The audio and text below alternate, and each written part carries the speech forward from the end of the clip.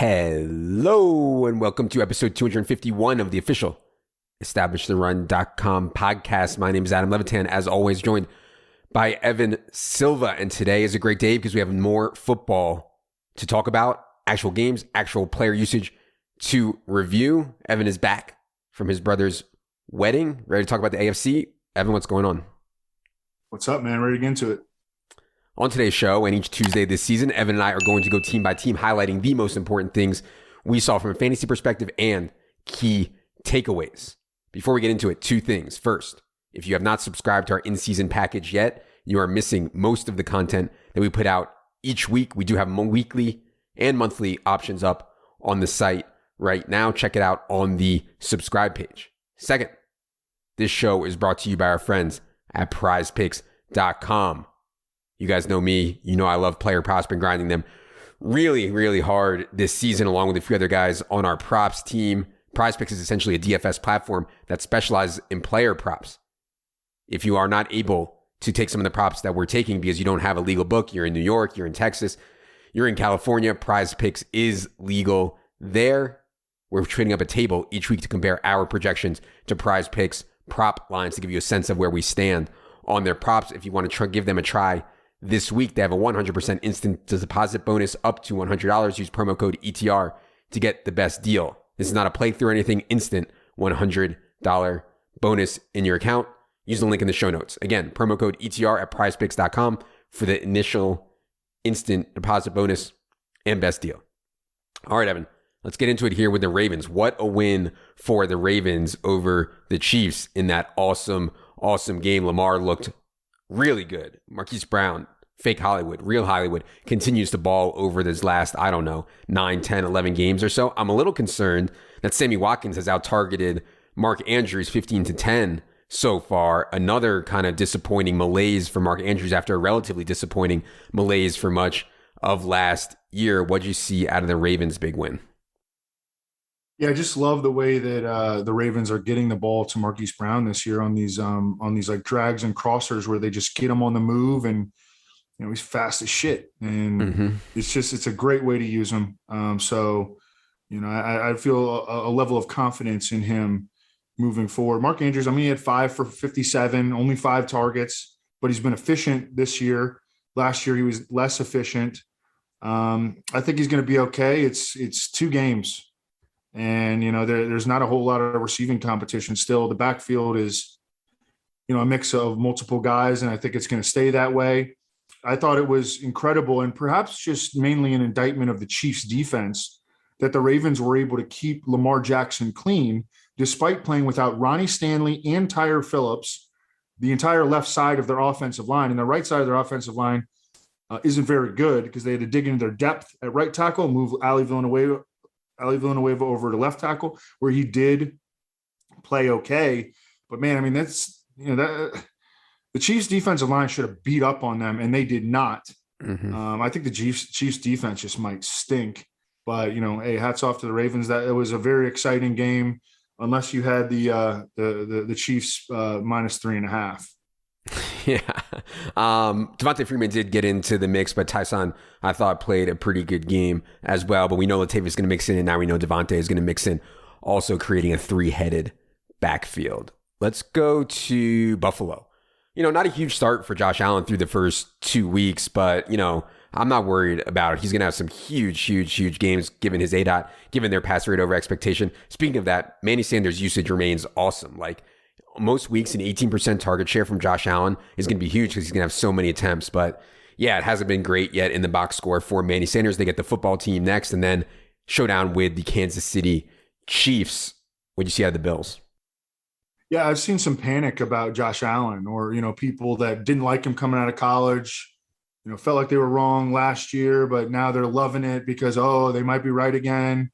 Well, the fact of the matter is, one of the reasons we really liked Josh Allen last year is because he had a super soft early season schedule.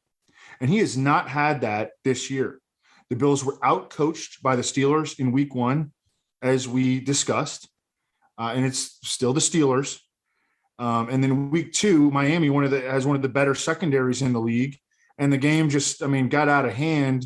They were dominating with the running game. And I mean, they didn't have any reason to have their foot on the gas against Miami. Washington isn't going to be easy so far, although their defense hasn't been as lights out as we anticipated. And we know from analytics that defenses, the effectiveness of defenses does not carry over at nearly the rate as it does with offenses. And then their schedule gets real nice after that. Houston, Kansas City, Tennessee, Miami, who Josh Allen has crushed, Jacksonville, Jets, Colts, Saints.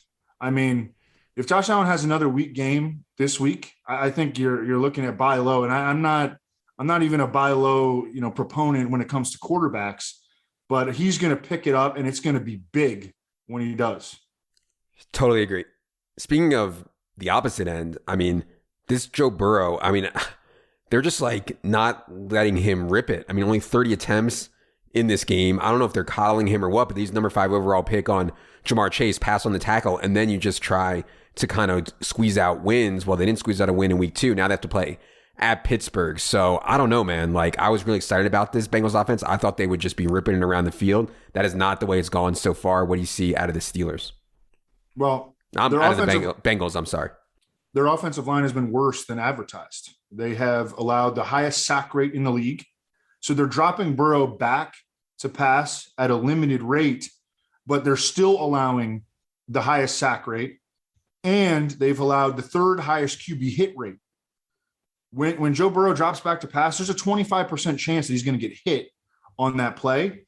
There's a 14% chance that he's going to get sacked on that play through 2 games. So that explains why they have not let him rip it. Now, I think that they're going to get to a point in the season where they are able to do that, hopefully. I mean, the offensive line settles down. They just feel more comfortable. I thought it might happen in week 2, actually, and I was obviously wrong about that. Burrow wound up having a fine game. So did Chase and T. Higgins and Tyler Boyd, who we started on our main event team. He had, 15 PPR points. So the dude's got there. It's just, but yeah, I mean, we have not seen the expansion of the passing attack yet. I don't think it's going to happen against Pittsburgh in week 3. Right. Cleveland Browns got some bad injury news as Jarvis Landry is going to miss some time. He's on short-term IR with his knee injury. The good side is maybe Odell Beckham will be back this week. It just kind of concerns me that he didn't seem ready to play in week 1 or week 2. I don't know how close to 100% he'll be in week 3 if he can play. But yeah, I mean, this team just doesn't throw to wide receivers that much. 16 total targets to wide receivers through 2 weeks. They get the Chicago Bears this week. What do you think about what's going on with Cleveland? They're just a well-oiled machine with a lot. They throw to a lot of dudes. I mean, they throw to 3 tight ends. Yeah. They do throw to the wide receivers, but not like in the fantasy terms that we're thinking about. They'll take shots to these guys, but I mean, these guys aren't target commanders. Donovan Peoples-Jones and Anthony Schwartz. And, it's just going to be an offense where we see, when you look at the box score at the end, they 11 different dudes got caught passes. That's what it's going to be. Unless they can get Odell to a point where he, is at full. But I have a level of skepticism, as it seems like you do. Like all of a sudden everything's going to be fine. Yeah. Now, I don't know. Denver Broncos. Speaking of fine, this Denver Broncos team. I mean, as a resident of Denver, shout out to me. The Broncos are 2-0, and they get home versus Jets this week. Cortland Sutton, 1 year removed from his ACL, goes absolutely yam in the first game without Jerry Jeudy. That was really good to see. And also, I mean, Javonte Williams continues to play really, really well. I know Melvin Gordon had the big run in week 1. Melvin Gordon also had a weird, garbage timey kind of long catch in week 2. But Javonte Williams, I think, is very clearly the guy. Ian Hart has tweeted out today, Javonte's second in the entire NFL per PFF in forced tackles per touch. I mean, Javonte is playing really, really well. He's a guy I'm so glad that I would have for the second half of this season. What you see out of Denver, they continue to make a hot start. Teddy's balling, man. Yep, he is. And he should continue to ball against the Jets. Yep. That's a little bit of a revenge game too for him. But the 3 receiver set was very, very clear with no Jerry Jeudy. It's Cortland Sutton, Tim Patrick, KJ Hamler. But even without Jeudy, man, they've got weapons. They got Alberto and Noah Fant and, these 2 RBs. So they're playing well, and I think they're going to start 3-0. Let's go to the Houston Texans. Tyrod Taylor goes down. So Tyrod was playing really well, man. Like they came out and they stung it to the Browns right out of the gate. Tyrod goes down though, and now it's gonna be Davis Mills against Carolina on Thursday night. We talked on the previous pod and we talked last week about how much we like Carolina. Nico Collins also got hurt. Like there's nothing to get excited about in this Thursday night game for the Houston Texans. Obviously, I'd be trying to stream the Carolina Panthers defense in there if you didn't already use them last week. What did you think? I mean, any prayer for the Texans? I don't even know what to say. I think it's going to be rough because this Panthers defense can really, really rush the passer, and they're pretty good in the secondary too. And they got speed at linebacker. So the Panthers defense is really one of the stories of early in the season. And I would be excited to fire them up against this Texans offense, quarterbacked by Davis Mills. Davis Mills came out of high school, #1 high school recruit, went to Stanford, just kept getting injured, only made 11 career starts at Stanford. So highly inexperienced. You know, these quarterbacks that go in the third round rarely pan out really to become anything. I mean, it's so extremely rare for a third round quarterback to hit. I know people bring up Joe Montana, but, you know, it's been a while since Montana came out. And Davis Mills, I would not expect the same trajectory. But he did come in and last week, and, you know, there's some hope for Brandon Cooks, who's played well in each of the Texans' first 2 games. 18 pass attempts, targeted Cooks on half of them.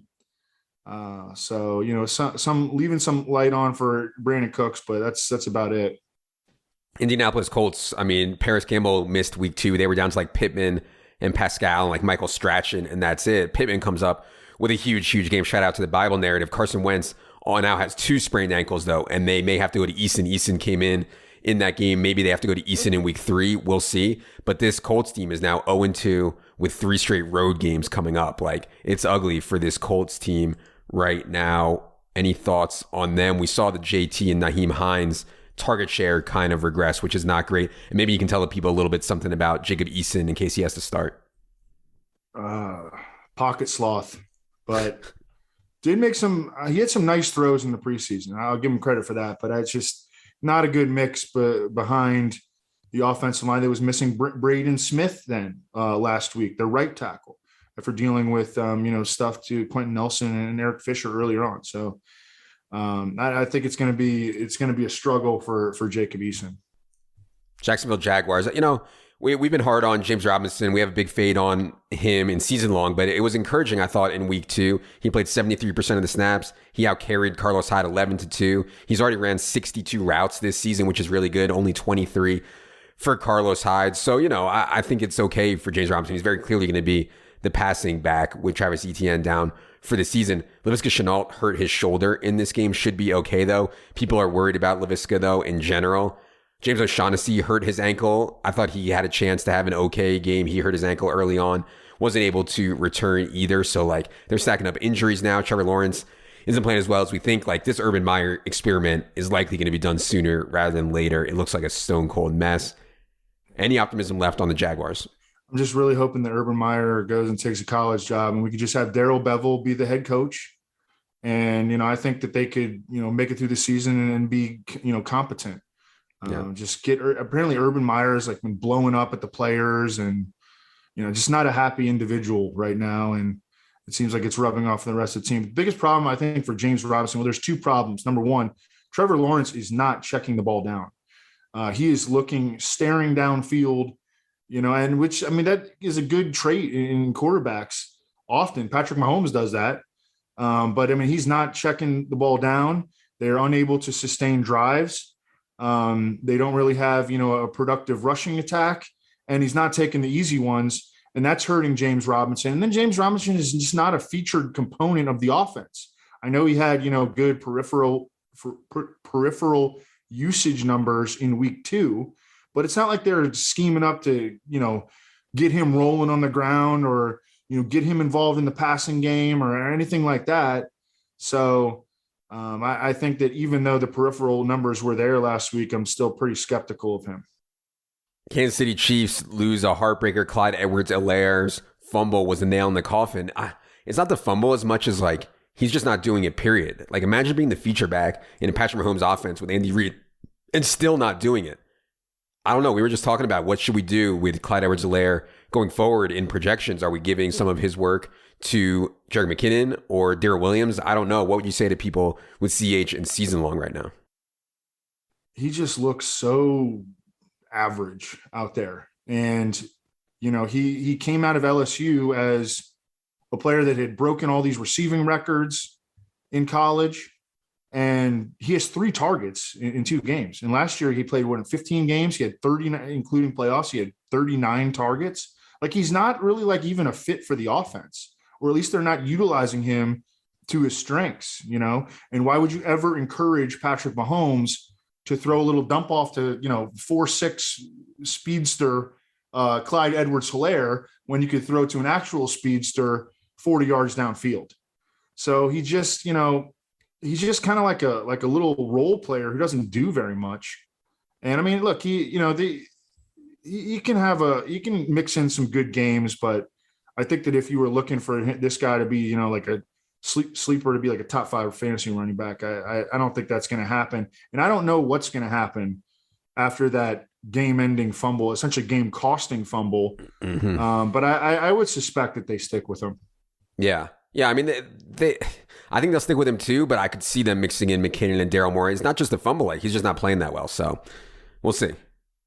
Raiders are 2-0. Raiders have thrown the ball 93 times in 2 games. Massive pass rate over expectation for the Raiders as well. And they did it this week with Waller not even having a huge game. I don't know what's gotten into Derek Carr, but dude is playing really well. And I thought the Henry Ruggs usage was even better this past week, not just bombs. What do you think about the Raiders? I mean, really good win for them going to Pittsburgh on the short week and winning. Yeah, I don't know. They kind of do this every year. They'll start fast and people, you know, issue public apologies. I never should have doubted John Gruden, and then they suck it up down the stretch. So I anticipate something similar happening this season. But the Raiders, and look, you got to give them credit for playing that well against Pittsburgh. But in 3 of their next 4 games, they faced 3 of the best pass defense in the league: Miami, the Chargers, and Denver. So a slowdown eventually is going to come. Los Angeles Chargers, I don't know if there's going to be a slowdown for Mike Williams, big Mike Williams. I mean, he is playing this X role in Joe Lombardi's offense, the old Michael Thomas role, really well. 25% target share through 2 games for Mike Williams. And his ADOT, his average depth of target now, is at much lower than it's been throughout his career. I mean, he's annually among the league leaders in average depth of target, which is great, but his catch rate is so low in cases like that. And then there's not that much consistency. Now, his ADOT is back around normal levels, and Justin Herbert is just targeting the shit out of him. Also, Austin Eckler predictably bounced back with 9 targets. We knew that was a fluke in week 1, 0 targets for Austin Eckler, 9 targets in week 2 for him. I mean, Justin Herbert's just a baller, man. I mean, it doesn't look like any regression is coming from him whatsoever. What did you see out of the Chargers game against Dallas? Yeah, the Mike Williams stuff is really big. And I think we were pretty high on him. I wish we would have been higher on Mike Williams than we were, but we were above ADP on him. I just took him last night, 150-1 to lead the NFL in receptions and 50-1 to lead the NFL in receiving TDs. And it's already down to 50-1 for the receptions and 40-1 for the TDs. So I probably would not take that anymore.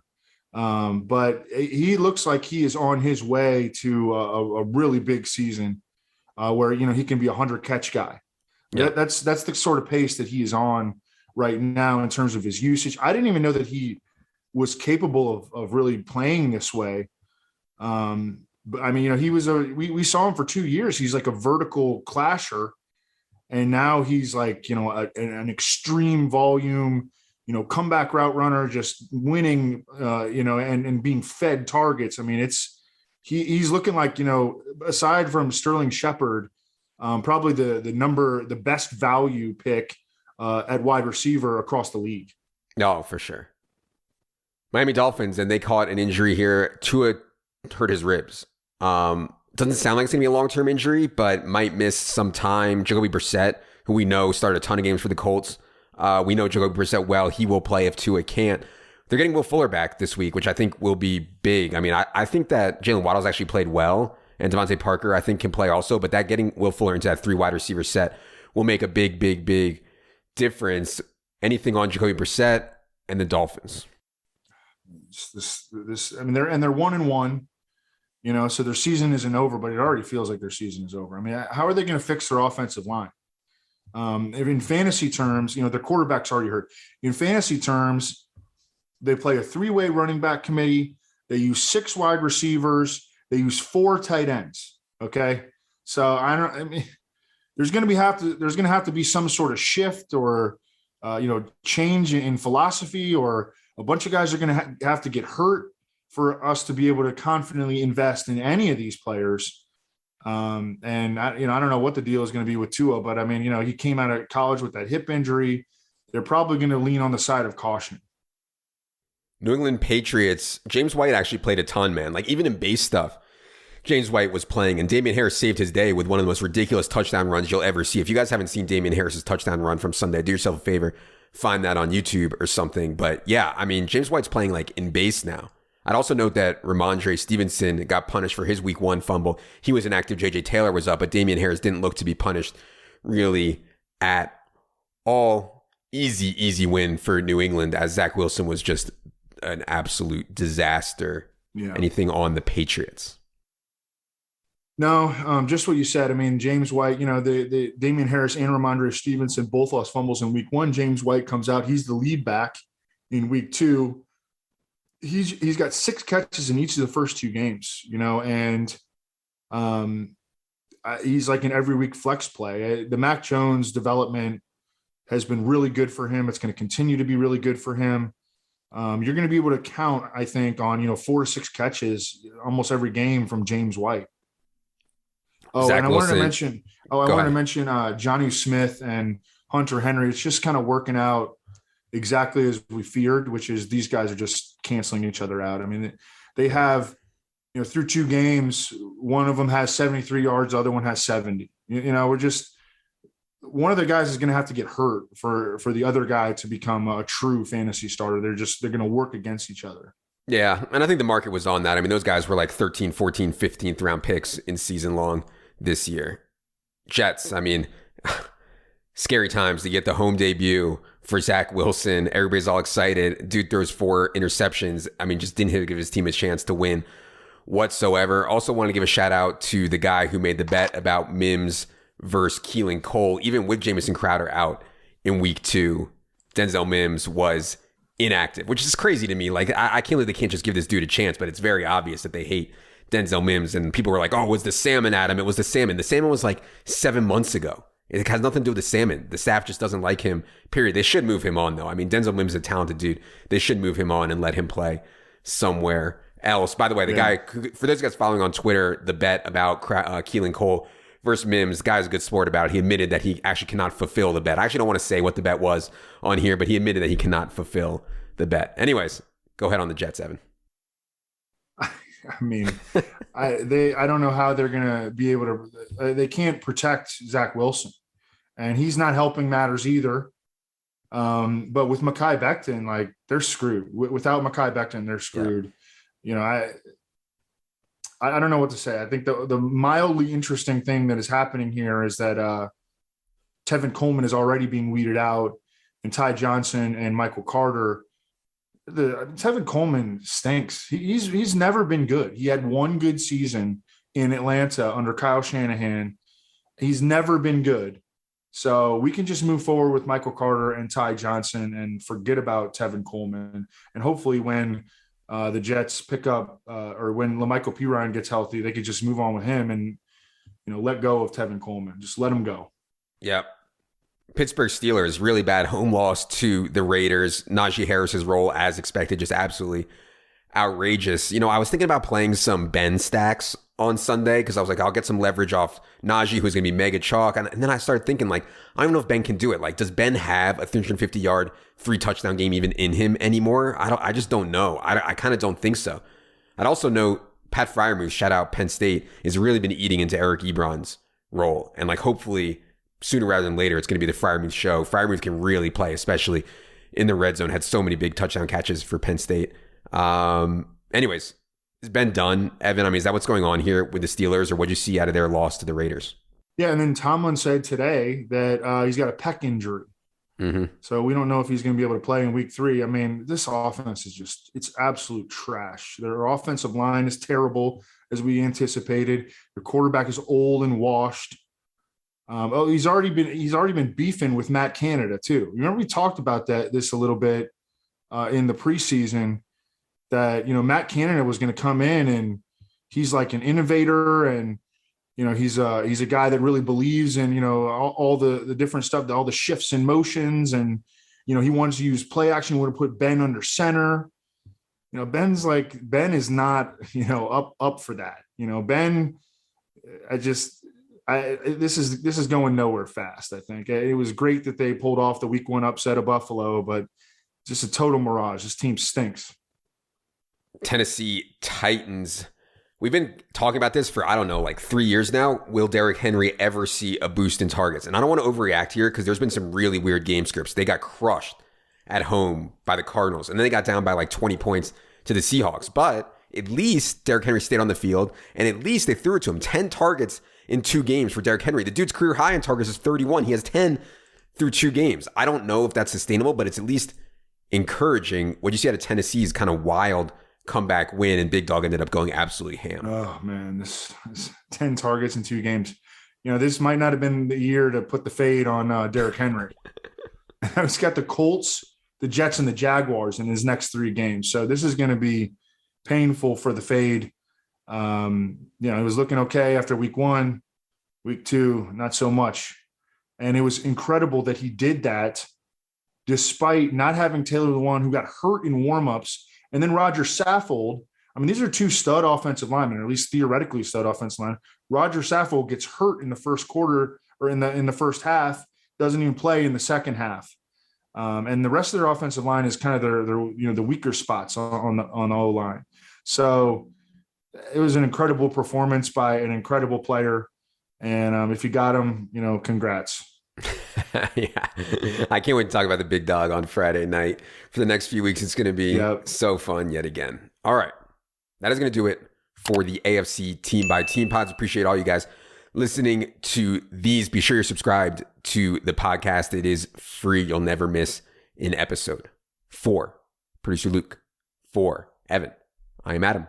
Good luck, everybody.